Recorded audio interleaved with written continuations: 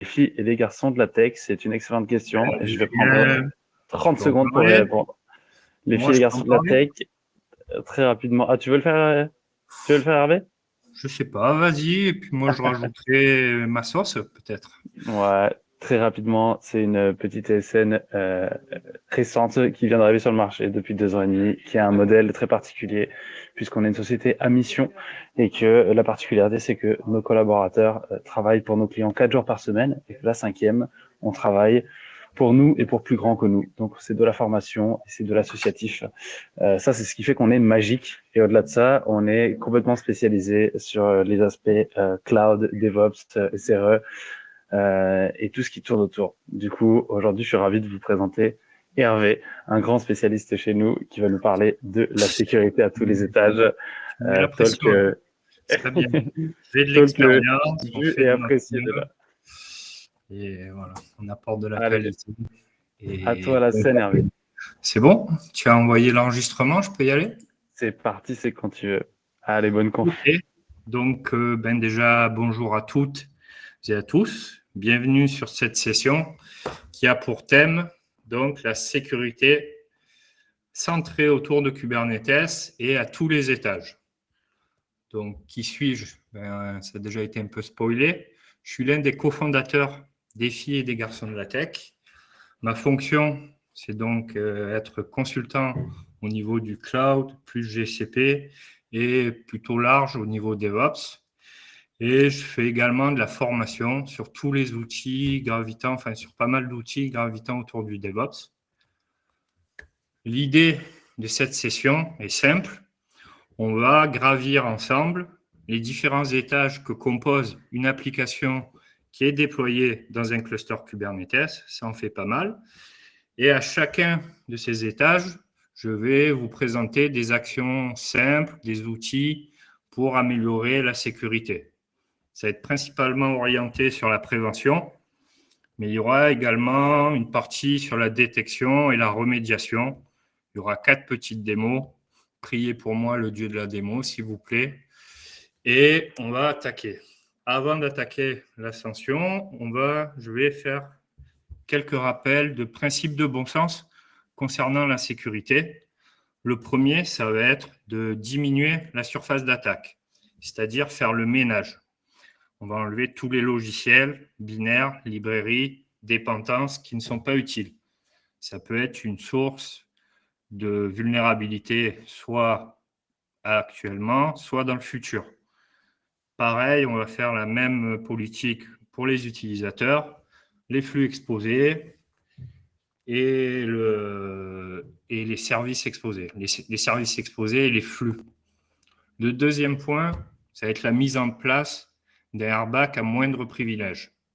C'est-à-dire qu'on va définir finement quelles identités peuvent s'authentifier sur nos outils. Quand je parle d'identité, bien sûr, il y a les utilisateurs, mais il y a aussi les machines, les applications. Et on va devoir définir également finement les autorisations qui leur sont strictement nécessaires pour réaliser leurs actions. Ne donnez pas, s'il vous plaît, un compte superadmin à tous vos utilisateurs et outils. Le troisième point, ça va être les mises à jour. C'est souvent oublié comme étant une des actions principales concernant la sécurité. Souvent, on retarde la mise à jour de nos outils. C'est bien, c'est confortable, c'est stable, mais à long terme, ce n'est pas la bonne équation. Il faut se forcer à mettre en jour le plus régulièrement possible les outils. Qui dit mise à jour, dit patch de sécurité. Et même si ça provoque parfois des instabilités, c'est rentable à long terme. Et enfin, le quatrième point, qui est un peu bête, mais c'est utiliser des outils qui sont contrôlés et maîtrisés par vos équipes. Contrôler, ça veut dire quoi? C'est ne pas utiliser en prod un outil qui est en bêta, il faut utiliser un outil qui a été prouvé par une large communauté, dont le projet est vivant, actif, avec des commits, des contributeurs, qui est de la documentation. Et maîtriser, ça veut dire qu'en interne, vos équipes doivent avoir la compétence pour opérer dessus avec une certaine autonomie. Pas demander à un prestat dès qu'il y a un petit bug. Voilà, on va voir qu'on va appliquer ces différents principes sur nos différents étages. On va commencer par le réseau. Le réseau, on va s'appuyer sur l'adage « diviser pour mieux régner ». Donc, on va commencer par segmenter les deux zones logiques, isoler les deux zones logiques de Kubernetes que sont le control plane à gauche et le data plane à droite. Pour ça, on va les englober chacune dans un VLAN. Là, au moins, ils seront isolés. Par contre, bien sûr, il va falloir qu'ils communiquent. Donc, on va mettre du routage inter-VLAN. Mais on ne veut pas que tous les flux soient autorisés. Donc, il faut mettre du filtrage IP, des ACL, du firewalling. Pour mettre ça en place, le principe est très simple. On supprime tout, on interdit tout. Et après, ce qu'on va faire, c'est qu'on va d'abord ouvrir les flux administrateurs, l'API serveur de Kube, l'outil de connexion SSH, tous les flux nécessaires aux composants internes à Kubernetes, les accès externes de votre réseau. Et au niveau du data plane, là, c'est plus dépendant de votre contexte. À chaque fois que vous allez installer un nouvel outil, une nouvelle application, il ne faudra ouvrir que les flux qui leur sont strictement nécessaires. Donc ça, c'est les bases au niveau du réseau. Maintenant, on va passer à l'étage des nœuds, les VM. Ça peut être directement une cible d'attaque. Donc, il va falloir, idem, réaliser des actions de sécurité. Première action, c'est le choix de l'OS. Déjà, le mieux, ça serait d'avoir un seul OS pour tous les nœuds des clusters. Au moins, c'est plus facile à maîtriser et à mettre à jour, à administrer. Ensuite, il faut utiliser une distribution la plus légère possible. Une fois que vous avez choisi, il va falloir faire le ménage au niveau de ce qui est présent côté applicatif, côté file system sur votre nœud. Pareil au niveau des utilisateurs, faites le ménage. Des fois, il y a des coms de service qui ne vous servent pas dans votre contexte. Donc, enlevez tout ça, ça diminuera les risques. Après ça, on va passer à une session de durcissement, de configuration des outils qui restent présents sur les VM. On peut prendre l'exemple de l'outil de connexion SSH. On pourrait interdire l'authentification avec des mots de passe, restreindre l'accès uniquement à un groupe de personnes bien définies, changer le port de la connexion SSH. Donc voilà, il va falloir réfléchir à durcir la configuration un petit peu dans cette idée du maximum d'outils présents sur vos VM. Ensuite, une des bonnes pratiques, c'est également appliquer au processus de vos applications des profils SE Linux ou à part mort ou seccomp. Ce sont des modules de sécurité Linux basés sur le Mandatory Access Control. Et en fait, leur mode de fonctionnement, il est simple. En fait, quand une application veut faire une action, cette action est fragmentée en appel système au noyau. Et donc, nos modules vont se placer, en fait, à chaque fois qu'un noyau va recevoir la demande d'un appel système, il va interroger ces modules et vérifier que le processus qu'il a demandé est autorisé à le faire. Donc, moi, mon conseil, c'est prioriser l'application de modules, le confinement, d'abord des logiciels qui font face au réseau. Ça va être les premières cibles des attaquants. Par la suite, donc, quand on a atteint un premier niveau de sécurisation, on commence à être pas mal.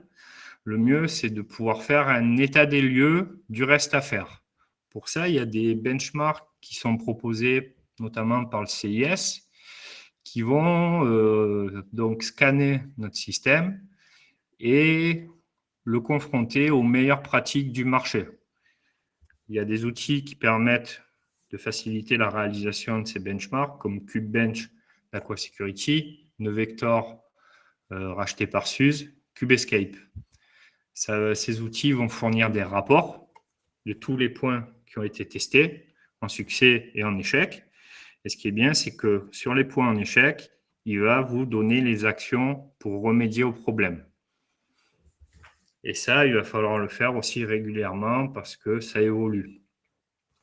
Ensuite, une des bonnes pratiques, un des conseils, et ça vaut aussi pas que pour les nœuds, mais pour tous les outils, c'est vous pencher très tôt dans votre projet sur la mise en place de la stratégie de mise à jour. Dans l'idéal, le système devrait pouvoir cibler un ou plusieurs composants, avoir aussi un mécanisme de retour en arrière automatisé ou tout du moins facilité si la mise à jour a provoqué une instabilité. Et il doit avoir aussi un système pour visualiser ce qui a été mis à jour, qu'est-ce qui a été impacté comme composant. Donc ça, c'est assez important. Et enfin, un petit point sur un nœud particulier qui est l'ETCD dans Kubernetes. C'est la base de l'état des ressources dans Kubernetes. Donc, encrypter les données, chiffrer les données. Si vous faites des backups, pareil, chiffrez les backups et gardez la clé de chiffrement dans un lieu sécurisé. Voilà pour les nœuds. Maintenant, on va aborder le cœur de ce sujet, c'est le cluster Kubernetes. On va commencer au niveau du réseau. Par défaut, un pod dans Kubernetes peut communiquer avec tous les pods de tous les namespaces.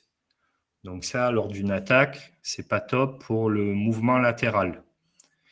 Donc en fonction du CNI installé, la plupart le permettent, sauf Flanel à ma connaissance, il y a une ressource qui s'appelle Network Policy et qui va nous permettre de définir les flux entrants et les flux sortants qui sont autorisés pour un groupe de pods, les sources et les destinations. Donc, ces sources et destinations, ça peut être un autre groupe de pods, tout un namespace ou des plages IP. Donc là, dans l'exemple, on voit qu'il y a deux règles qui ont été définies, ingress pour entrant, egress pour sortant. Et en fait, on ne définit qu'une seule règle ingress. Moi, j'accepte que le flux entrant des pods qui ont le label Access True. Et on déclare une règle ingress, mais on ne définit rien. Donc, on interdit par défaut tout flux sortant de ce groupe de pods. Mon conseil, si vous mettez en place à la main, c'est définir une network policy pour tous les pods d'un namespace qui interdit tout flux. Et après, vous définissez pour chaque groupe de pods une network policy qui n'ouvre que les flux nécessaires à leur bon fonctionnement. Donc là, je vais vous montrer un outil qui facilite la mise en place et la génération d'une network policy.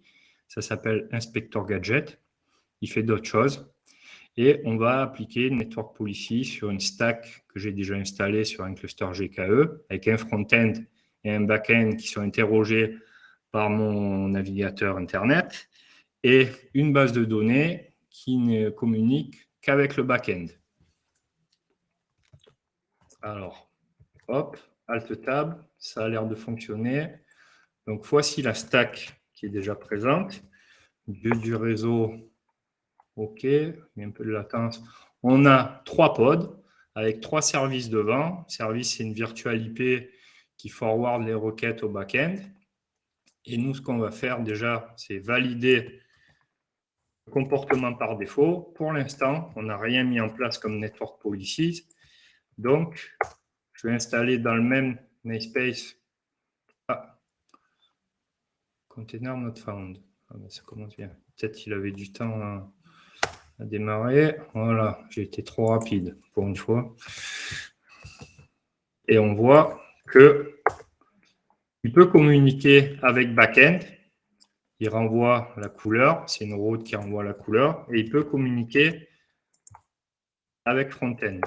Il renvoie le HTML de la page. Ça, c'est pas bon. C'est pas ça qu'on veut. On veut restreindre que la communication avec les sources et destinations qu'on veut. Donc, pour ce faire, on va lancer une phase de Inspector Gadget se base sur de l'EBPF pour sniffer le trafic là d'un namespace. Et tout le trafic qui va enregistrer va être considéré comme du flux autorisé. Donc, ce qu'on fait, on lance la phase de monitoring. On va sur notre application. Ce n'est pas l'application de l'année, je vous l'accorde. Et on va activer toutes les routes, tous les flux nécessaires au bon fonctionnement. Donc là, j'active le back-end vers le Mongo. Et Mongo, après, renvoie les enregistrements. Normalement, ça devrait être bon. On peut arrêter. Donc là, il faut vraiment activer, enregistrer tous les flux de vos applications. Ça va les tracer, touk, touk, touk. En fait, ce qui est bien sur tout cet enregistrement, il va se baser là-dessus pour générer notre fichier de network policy, notre YAML. Donc, il va, pour nous, définir les règles pour chaque groupe de pods. On a 3 network policy. Une pour back-end, qui ne s'applique que sur les pods ayant le tiers back-end, et il déclare 2 règles, sortantes et entrantes. Donc, les règles sortantes, c'est vers le port 27017 des pods du namespace, c'est le port de Mongo.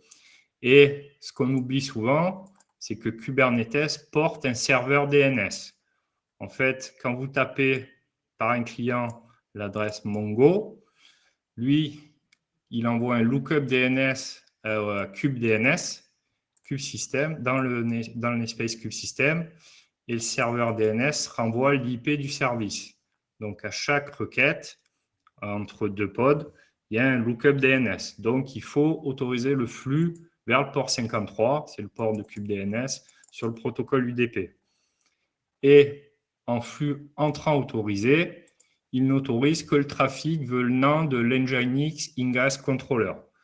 Un Ingress Controller, dans le monde de Kubernetes, c'est le reverse proxy qui va récupérer les requêtes venant de l'extérieur du cluster et les forwarder en fonction de règles qu'on a définies vers tel ou tel service. Donc là, on n'autorise que les flux venant de l'extérieur du cluster. Et ça, que sur le port 80 des pods back-end. Maintenant, on va voir front-end. Donc là, pareil, on déclare 2 règles, ingress et egress, mais en fait, on ne définit qu'une règle entrante. Ça veut dire que tout flux sortant des pods front-end est interdit. Et là, comme back-end, n'est autorisé que les requêtes venant de l'extérieur du cluster. Et pour Mongo, là, pareil, le tiers DB, 2 règles définies, mais 2 règles déclarées, mais on ne définit qu'une règle entrante dans le cluster, que le flux arrivant des pods avec le label tiers backend, et ces flux ne peuvent communiquer qu'avec le port 27017. Voilà un peu, petit tuto, petit décortiquage de Network Policy. On est plutôt content. Moi, ce que je vous conseille, c'est sur votre environnement de pré-prod, faites le sniffage, le monitoring, lancez toutes les routes de vos applications, tous les flux, activez tous les flux, stoppez l'enregistrement, regardez quand même ce qui a été fait par Inspector Gadget, et après, vous pourrez les appliquer sur votre environnement de prod. Donc là, on va vérifier ce qu'on a fait en re-rentrant dans notre pod test, et on voit que maintenant, le flux est interdit, c'est bloqué. Et on ne peut même pas résoudre, en fait, on voit qu'on ne peut pas, on est bloqué. Et par contre, on va sortir parce qu'après je vais oublier, on va tester quand même que le fonctionnement normal marche bien. Mais par contre, le fonctionnement marche correctement. Donc là, on diminue le risque de mouvement latéral lors d'une attaque. Je vais les supprimer pour sinon ça va interférer avec le reste des démos. Où je suis, je suis là. Voilà pour diminuer les risques de mouvement latéral. Maintenant, on va voir comment un petit point sur l'API serveur. L'API serveur, c'est l'élément qui va recevoir toutes les requêtes qu'on va faire sur Kubernetes, les interrogations, mais aussi les créations, suppressions, mises à jour des ressources dans Kubernetes. Donc, forcez le HTTPS, réduisez les plages d'IP qui peuvent communiquer avec l'API serveur. Et l'un des manques aussi de Kubernetes, c'est qu'il ne sait pas gérer l'identité d'utilisateur humain. Il sait gérer des service accounts, il sait gérer des certificats, mais ça, ce ne sont pas des mécanismes pour gérer des identités de personnes. Je pense que vous avez déjà des outils pour gérer ces identités dans votre entreprise, des Active Directory, des LDAP, ça, une identité, ils savent le faire. Donc, le mieux, c'est de brancher, d'intégrer votre AD, votre LDAP existant avec des proxys comme Dex ou Keycloak. Ça va être facile plutôt que de dupliquer des identités ou créer des service accounts. Ça, c'est une plaie. C'est une plaie. Sinon, si vous utilisez un cloud provider, vous pouvez aussi vous appuyer sur l'IAM de votre cloud provider pour faciliter l'identité, l'authentification de personnes humaines. Après l'authentification, on va faire un point sur les autorisations. Ça, donc, pareil, il faut appliquer en mode moindre privilège. Une équipe n'a pas à avoir accès à un autre namespace d'une autre équipe. Et comment définir tout ça? Ça, c'est fourni nativement par Kube. Donc, on a l'objet role, la ressource role pour un namespace ou cluster role pour tout le cluster. Et on va lister quelles actions vont être permises sur quel groupe de ressources. Et ensuite, pour lier un sujet, ça peut être de 3 types, service account, groupe ou ici user. Pour lier un sujet à un rôle, on va définir une ressource role binding. Donc ici, on associe le rôle PodReader à notre utilisateur Alice. Donc là, mon conseil, c'est le faire tôt aussi dans votre projet. Souvent, on rechigne à le faire, mais il faut définir des groupes, appliquer les bonnes permissions à ces groupes. Faites-le dès le début, parce que sinon, le faire sur de l'existant, ça va vous faire perdre plus de temps qu'autre chose. Et si vous voulez améliorer la visibilité du airbag mis en place dans votre cluster et des risques associés à certaines permissions, vous pouvez vous appuyer sur des outils comme Kubiscan ou Crane. Maintenant, on a vu donc le parcours d'une requête au niveau de l'API serveur. On a vu l'authentification. On a vu les autorisations. Et il y a une troisième étape dans cette API serveur en coulisses qui est gérée par l'admission contrôleur où il va avoir une phase de validation. Déjà, il va valider un node ne peut accepter qu'un certain nombre limite de pods. Après, on peut aussi explicitement définir des quotas d'utilisation de ressources. Et il y a aussi une phase de mutation. Par exemple, Kubernetes de lui-même rajoute des labels techniques utiles pour son fonctionnement interne. Et ce n'est qu'après avoir, c'est simplifié, il y a plusieurs étapes, mais là je simplifie, qu'après avoir finalisé toutes ces étapes, que la requête est réellement jouée dans le cluster et l'état qui en découle est persisté dans le TCD. Pourquoi je vous ai parlé d'admission contrôleur? C'est que maintenant sur le marché, il existe des outils qu'on appelle Dynamic ou Webhook Admission Controller, comme KubeWarden, OPA Gatekeeper ou ici Kyverno. Et que font ces outils? Ils vont se greffer sur l'admission de contrôleur. Ça va leur permettre d'intercepter toutes les requêtes qui sont envoyées à l'API serveur. Et en fait, l'intérêt de ces outils-là, c'est qu'on va pouvoir définir des règles à respecter par toutes les requêtes. Ça va nous permettre de vraiment pouvoir établir un cadre de bonnes pratiques dans notre cluster. Un cadre ça va faciliter l'administration, ça va améliorer la sécurité C'est vraiment un des outils qui sont, en tout cas, Kyverno, est très simple à mettre en place. Et en plus, cerise sur le gâteau, ah, ça ne marche pas. Ok, elle est où là? Toc, toc, toc. Elle est là, elle s'était cachée. Kyverno propose sur son site des règles préconçues. On voit qu'on peut rechercher en fonction de notre contexte, de l'OpenShift, AWS, Argo et tout. Et une fois qu'on a trouvé notre bonheur, donc là, par exemple, celle-ci, interdire le tag latest, toc, toc, toc, c'est déjà tout prêt. On n'a qu'à copier, appliquer sur notre cluster. Bon, bien sûr, il faut installer Kyverno avant, mais ça, c'est très simple. Et on aura l'interdiction des tags latest dans notre cluster. Ça sera bloqué.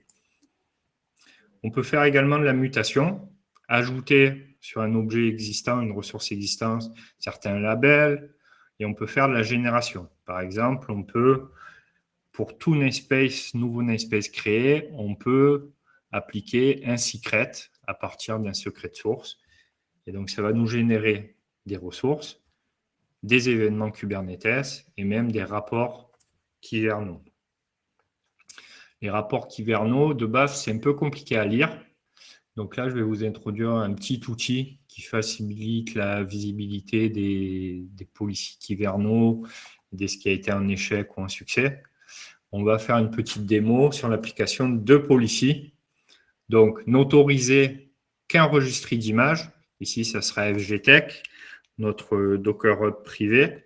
Et elle sera appliquée en mode Enforce. Il y a deux modes, Enforce et Audit. Donc, la deuxième, qui interdit les tags, soit les images non taguées, ou soit les images taguées en latest. Ça revient au même. Hein. S'il n'y a pas de tag, il prend latest. Mais celle-là sera en mode Audit. Donc, on va voir un peu le comportement. Et déjà les appliquer et on va les décrire. C'est très simple à comprendre. C'est très simple à installer et ça apporte une réelle valeur ajoutée sur le cadre de bonne pratique. Vous définissez ce qui doit être mis en place, comment ça doit être mis en place dans votre cluster.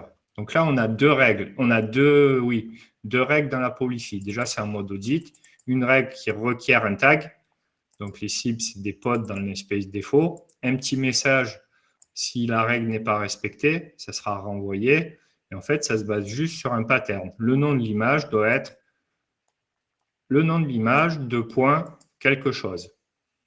Et on a une deuxième règle qui veut que le tag soit valide. Qu'est-ce que ça veut dire, le tag soit valide? Ça veut dire que le nom doit être différent, avec le point d'exclamation, différent de image de .latest. C'est super simple. Vous pouvez en créer, si vous ne les trouvez pas sur le site, vous pouvez en créer vous-même. Et donc, la deuxième, en mode Enforce, qui n'autorise que les images venant d'un certain registre. Comme dans le nom de l'image, la première occurrence avant le premier slash, c'est l'adresse du repository.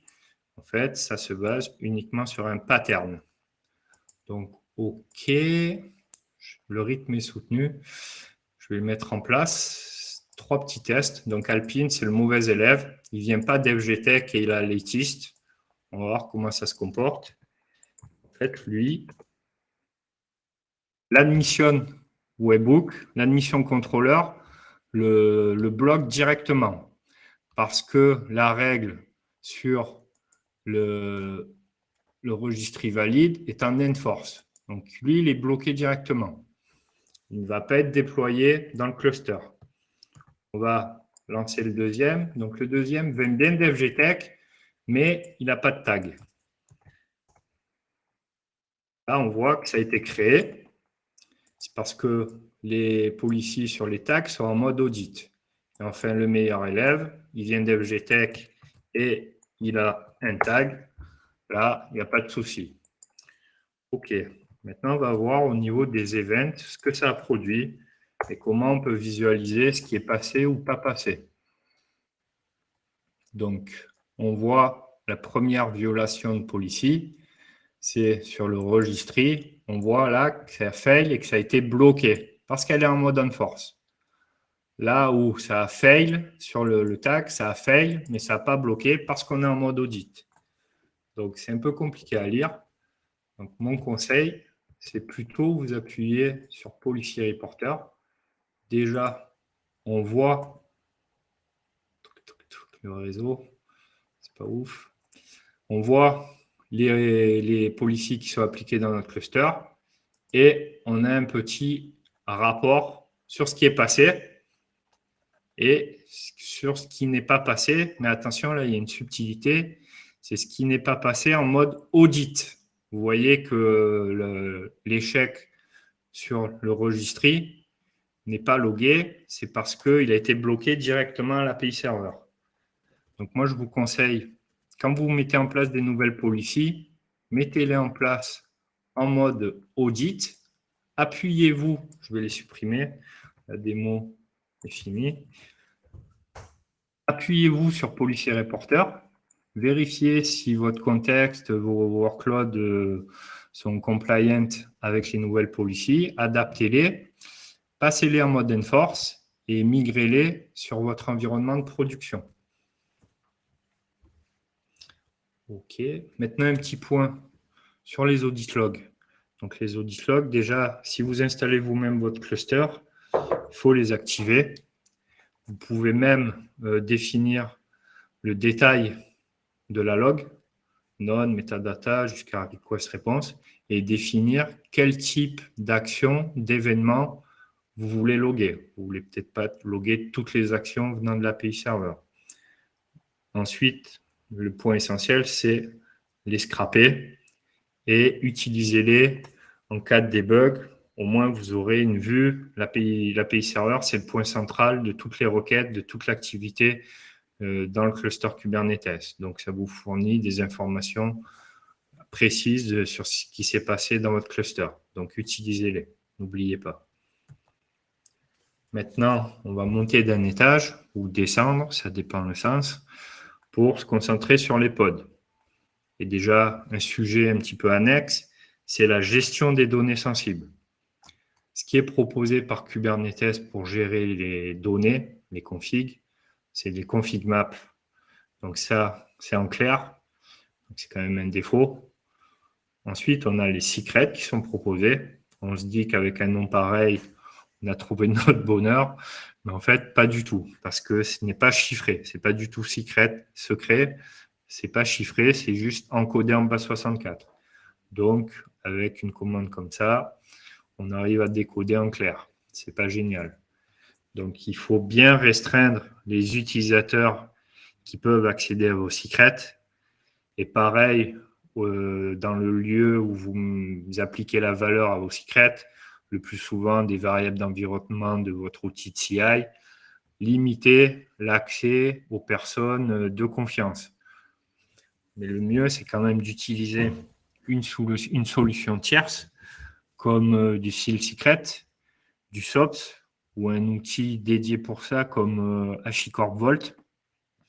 Avec HashiCorp Vault, vous allez pouvoir vraiment gérer tout le cycle de vie de vos secrets, création, consommation, autorisation, rotation, complètement en dehors de votre CI/CD. Dans votre CI/CD, la configuration de vos applis, il n'y aura qu'un chemin vers le secret dans Vault. Et en dehors même de ce sujet de données clés-valeurs, Vault gère pour vous la gestion des certificats. Il peut faire du chiffrement à la volée. Donc, c'est vraiment un outil qui est un peu compliqué à mettre en place, je ne vais pas vous mentir. Mais une fois que c'est fait, ça apporte une vraie plus-value pour toutes ces problématiques-là.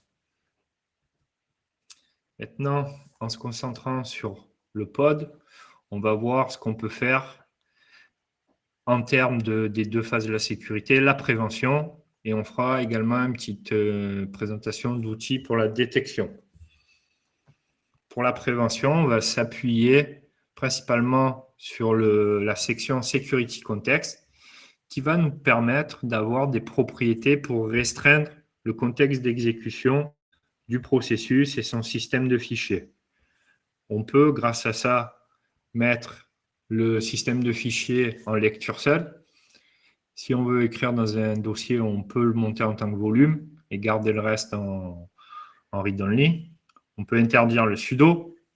On a des propriétés pour gérer quelle identité, quel utilisateur peut lancer le processus.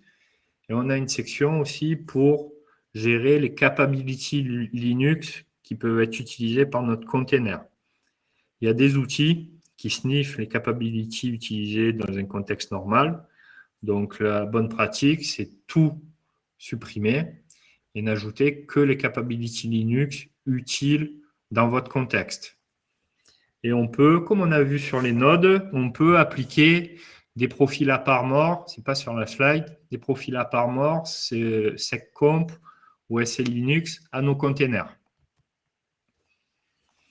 Ensuite, au niveau de la détection, donc moi, ça va me permettre d'introduire, je pense que beaucoup le connaissent, un outil qui s'appelle Falco, qui a été développé par Sysdig, qui est maintenant sous le giron de la CNCF. Et il a un peu le même fonctionnement que les Kyverno qu'on a vu tout à l'heure. On va éditer des règles.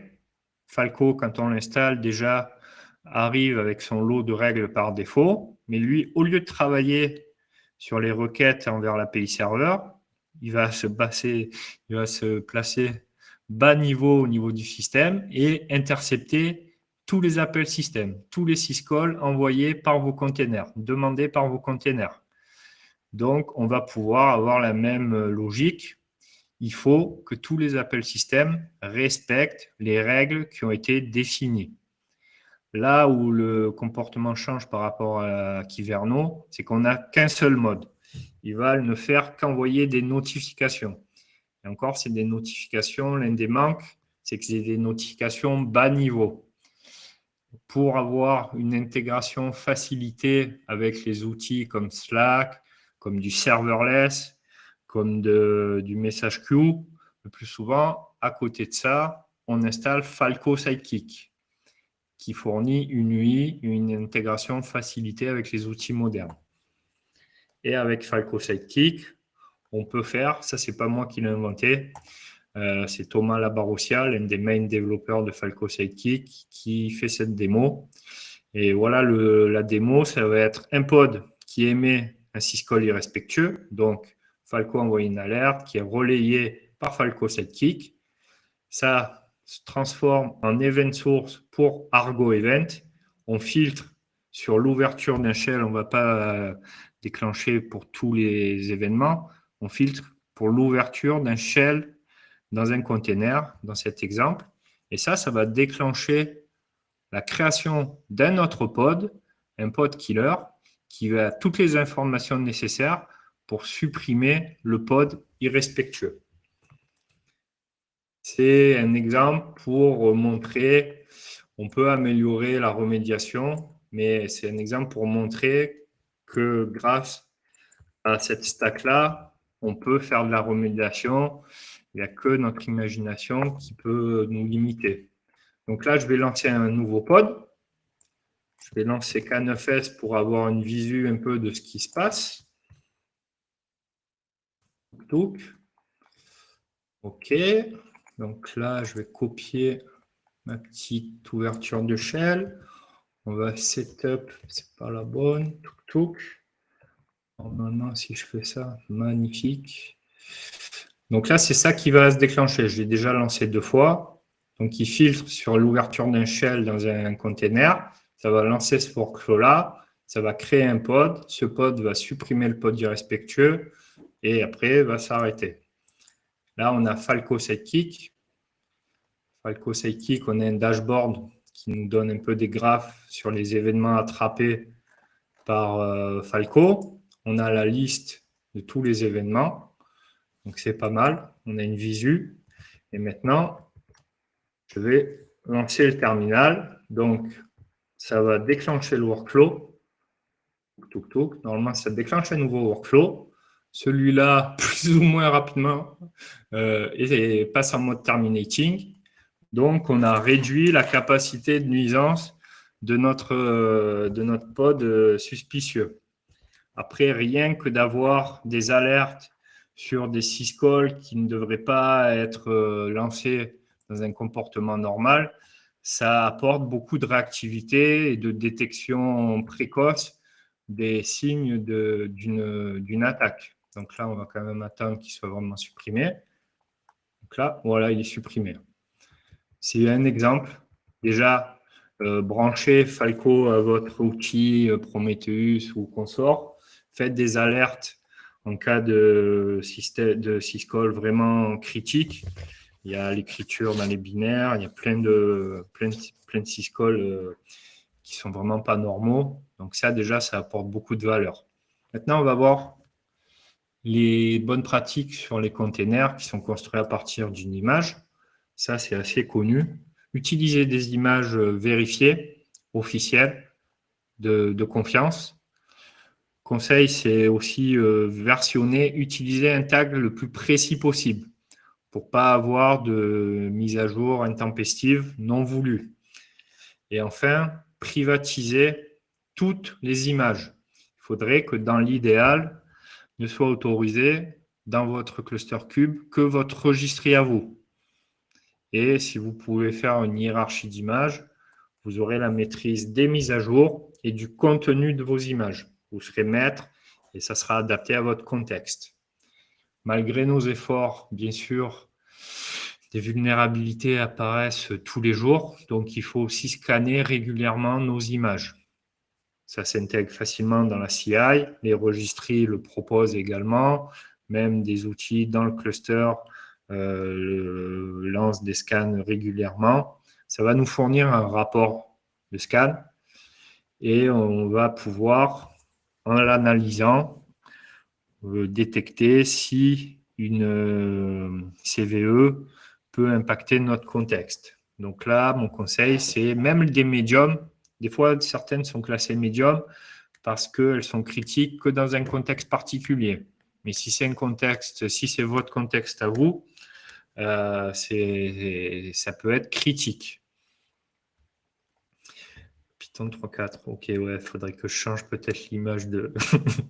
Désolé, ça fait longtemps que je n'ai plus modifié cette slide. Pour éviter au maximum le nombre de CVE, mais il n'y a pas de secret, c'est limiter les éléments présents dans votre image. Donc tout ce qui est inutile et tout ce qui pourrait avoir une capacité de nuisance pour un intrus, enlevez-le. Pareil, créez un utilisateur non root pour lancer le container et adapter les permissions des fichiers et des dossiers si nécessaire. Et pour montrer qu'il y a quand même un gros effet sur la diminution de la taille, outre l'intérêt de la diminution de la taille. Donc là, c'est une comparaison d'une image Note 18 de 3 types différents, avec un OS classique, avec un OS Alpine et distroless, des images légères fournies par Google. Outre la réduction de la taille de l'image, nous, ce qui nous intéresse, c'est vraiment la réduction du nombre de vulnérabilités. Bon, n'attendez pas qu'il y ait un score parfait comme ça avant de lancer un container en prod, mais vous voyez un peu l'idée de la diminution de la surface d'attaque. Donc maintenant, on a vu pas mal de sujets. Ça va me permettre de présenter un outil qui a été racheté l'an dernier par Suze. Et avant, c'était payant. Et depuis que Suze l'a racheté, la plupart des fonctionnalités sont gratuites et ça a été open sourcé.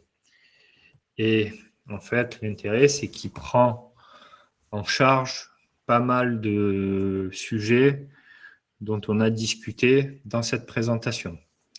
L'un des intérêts principaux pour moi, c'est l'apprentissage du comportement normal au niveau network, process et file system même. En fait, il va se baser sur 3 modes.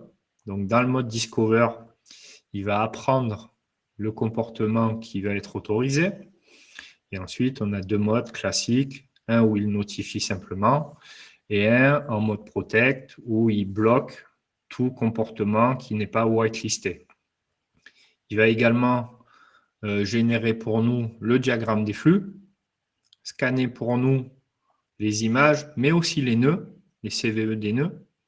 Il va également faire pour nous les benchmarks CIS dont je vous ai parlé sur les différentes normes du marché. Ça, je ne vous en ai pas parlé dans cette presse, mais souvent, on signe les images et ensuite, avant d'être déployé dans le cluster, on vérifie la signature pour valider la provenance d'une image. Donc ça, il sait le gérer aussi. Il a un petit admission de contrôleur. Il n'y a pas autant de possibilités de customisation que les admissions de contrôleur que je vous ai montrées. Il y en a un qui existe et qui peut s'appuyer sur le scan CVE par nœud vector dans votre CI/CD. Il peut s'appuyer pour bloquer une image sur laquelle il y a trop de CVE. On définit soi-même notre règle, mais il peut s'appuyer sur le rapport de scan pour bloquer une image. On peut, sur certains événements, enfin sur tous les événements, mais si on définit tel événement comme critique, on peut définir une réponse automatique, la mise en quarantaine, la notification. Et il y a également un module de Web Application Firewall et de protection de Data Loss Prevention, qui est basique en mode gratuit et plus avancé si on paye la licence. Donc, il est assez complet. Et encore, il y a d'autres fonctionnalités. Le revers de la médaille, c'est qu'il utilise pas mal de ressources de base et qui crache pas mal de logs. Donc, il va falloir filtrer les logs pour être spammé. Je vais vous faire une démo d'un des points gérés par nœud vector. Ça va être l'apprentissage du comportement normal, la gestion des règles. Nous, on voudrait que notre pod d'exemple n'ait que l'accès autorisé vers le back-end, la création d'une réponse de mise en quarantaine, la visualisation du diagramme des flux et comment sortir de la quarantaine. Tout ça en 3 minutes, bon, peut-être 5 minutes. Pour ce faire, là je suis sur Falco, nœud vector, donc ça normalement c'est supprimé. Touk. On va créer notre petit pod qui sort de l'œuf, qui n'a pour l'instant rien appris. On va faire un bash. Et on va d'abord aller voir ce que ça dit dans nœud vector. Donc là, je pense que je me suis fait tège. Ouais, non. Si, je pense que je me suis fait tège. On va essayer. Donc là, voilà. Ah, voilà. Tac, je me reconnecte. Donc là, c'est le diagramme de flux. On voit que moi, j'ai juste installé nœud vector dans mon cluster. Et c'est lui, par rapport au flux qu'il a enregistré, qui nous a généré ce diagramme. Donc là, c'est un petit peu touffu.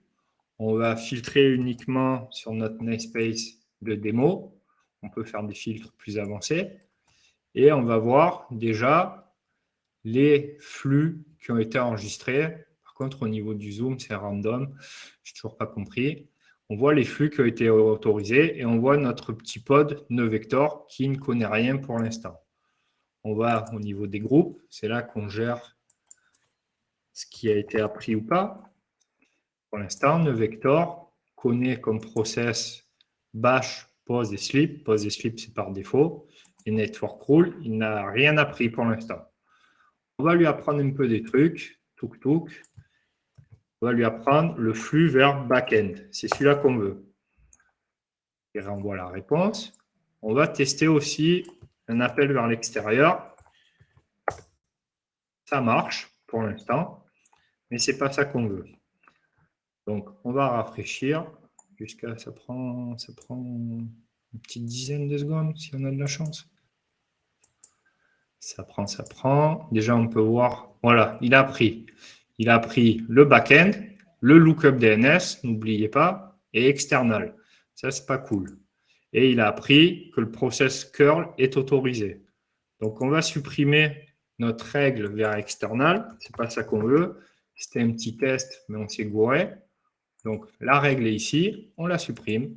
Pouf. OK. Save. Il y a plein de clics là. Voilà, c'est supprimé. On retourne sur notre groupe. Ah, il faut attendre. Je pense que c'est bon. On va vite voir. On a maintenant uniquement nos deux règles. On peut passer en mode protect. On passe en mode protect. OK. On va créer une règle automatique. Donc, la cible, c'est notre groupe NoVector, le groupe de Mpod, ce n'est pas un grand groupe. Et on va lui dire, dès qu'il y a un non-respect d'une règle network, tu vas mettre en quarantaine. Voilà, on va retourner sur network. Et on va un peu tester notre truc.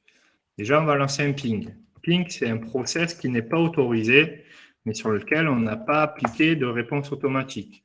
Donc, ping est juste bloqué. On n'est pas en quarantaine. On va faire le comportement autorisé pour voir qu'il fonctionne bien. Mais si on refait notre curl Google, on voit que là, la requête est bloquée et on a été mis en quarantaine. Qu'est-ce que ça veut dire mettre en quarantaine? C'est que le pod, attendez, je vais déjà vous montrer. Déjà, le pod est passé en vert parce qu'il est en mode protect. Et là, si je rafraîchis, allez, dépêche-toi mon petit, il est cerclé de rouge, ça veut dire qu'il a été mis en quarantaine. On peut voir en clic droit déjà qu'on peut voir les sessions actives, on peut faire de la capture de paquet et on pourra le sortir de quarantaine. Donc là, il a perdu sa capacité de nuisance. On peut aller tranquillement inspecter comment il a été attaqué, qu'est-ce qui a été modifié, tranquillement. Et une fois que ça c'est fait, parce qu'en fait, même ce qui est autorisé maintenant est bloqué. Donc là, c'est bloqué. Avant, c'était autorisé. En quarantaine, tout est interdit. Donc, on peut l'inspecter. Soit on le supprime. Donc là, il n'y a même pas besoin de le sortir de la quarantaine. Soit on le rétablit et on le sort de la quarantaine. Hop. Et maintenant, on relance notre truc et ça fonctionne. Donc, voilà pour NoVector. Il y a plein, on pourrait faire une demi-journée là-dessus. Donc là, en bonus, en 2 minutes, si j'ai la permission du track leader, 3 petits trucs. En mode shift left, un problème découvert au plus tôt coûte moins cher. On peut, comme on fait pour les images, scanner les dépendances de nos applications.